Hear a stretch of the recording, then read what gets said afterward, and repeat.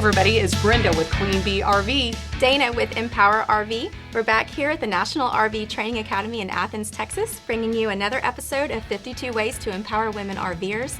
Today's episode is one of my favorites. We have developed a course called Life Safety Essentials. It's one of our most popular, requested courses for the women that we teach. And you can guess why. Because everybody wants that security, that safety, knowing they're doing everything they can to preserve their life, the people that they bring with them, and those around them. So today we're going to be talking about my favorite topic, which is towing and hitching, and the checklist that I've created to share with the women at the events. Everybody's checklist is going to be modified a little bit, just giving you that caveat, because it just really depends on what kind of a vehicle you're towing with or if you drive a motorized. So today's checklist is going to be specific to a towable. So we're talking about hitching, and I want to make sure that we've shared the most important parts of that. So why don't you get us started? Okay, I love this too. I think that, first of all, I love a checklist. I just want to go down and check the boxes. And if you have this, I know some ladies will print this out. I've had some people, use little laminated cards. I heard somebody use, like, the quarterbacks have their plays written on that little thing on their arm. They have that, or they have it taped to the steering wheel. Stickings on the steering wheel that they take off. Yep. Exactly. So I think that it just, and also then you can go and enjoy yourself while you're driving or enjoy the trip, knowing that you have this checklist. So let's start with tire pressure. Dana and I have gone over this before in a couple of other videos, but it is always good to remember. This is one of the most important. You do it every single time on the way to and on the way back. Every single time you're going to check the tow vehicle and the trailer tire pressure. Make sure you have a tire pressure gauge on hand all the time. Dana and I use these little digital ones for our inspection business, but make sure you have one that reads as high as your tire pressure goes on your tires. Like my Class C were really high, and I needed or a high PSI reading. So do that when the tire pressure is cold, and that means before the trip, before you've been driving on the tires, because then eventually, once you start driving, heat will build up in there, and it'll affect the tire pressure reading. So do it when they're cold. We have another video that we've done teaching you where to see the PSI rating for your tires on the sidewalls and also on the data plate of your rig. But if you really, really want to know, we have an awesome class and some cool equipment that Dana has brought to the 52 Ways workshops that we can teach you exactly what the true PSI for your tires. We do some weight management, a little consultation in there. It's really, really cool. So if you want to learn more, come to one of our workshops. So tire pressure is one. What else? What's next? Another very important aspect is your hitch. You want to make sure that you have given a visual inspection to that hitch every single time that you are getting ready to hook up. That means get down on your knees or get somebody who can get down on their knees and just give that hitching equipment a visual inspection underneath your tow vehicle. Make sure you haven't encountered a debris along the road on the way to that event, or it could be the first time you've towed with that vehicle. It could be a new to you tow vehicle. You want to make sure that hitching equipment is in good repair. Like there's no obvious rust areas, no cracking, no anything that looks ominous that might, you might be questioning.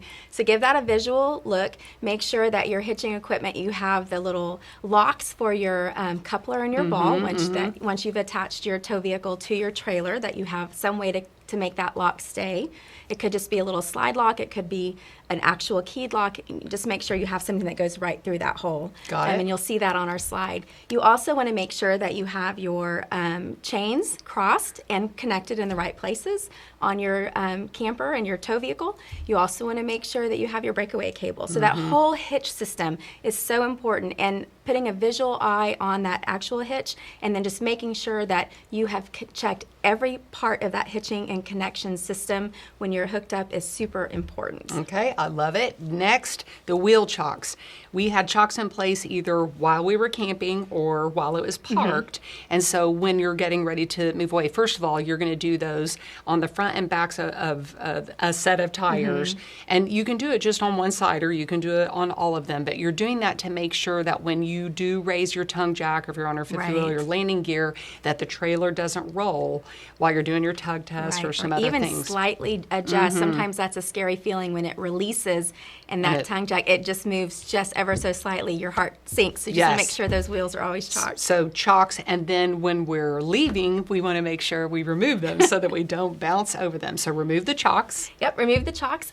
You want to make sure your trailer lights are working. So you've connected your 7-pin to your tow vehicle. You're going going to go to your tow vehicle, turn on those hazards, and then get out and make a full walk around of that trailer and make sure the exterior hazards are showing on the back of the trailer. You can even go as far as checking your right blinker, your left blinker, everything, but usually the hazards are, if they're working, then everything's good. Just to make sure you haven't gotten debris caught inside that 7-pin. Well, if you've been camping in a storm and there's been wind, that nothing has gotten in those connections, preventing, even though you think you're plugged in, preventing something from making that electrical connection. So you want to make sure you have a visual on that as well. And one more about that, the 7-pin and then the electric wheel brakes are being powered through that 7-pin, and that is one more little reminder that coach battery needs to be charged. Oh, yes. Because if you did become separated from the tow vehicle, then those emergency brakes are not going to be activated if you don't have a fully charged battery. So the last thing, can you go over the mirror placement? Oh, of course.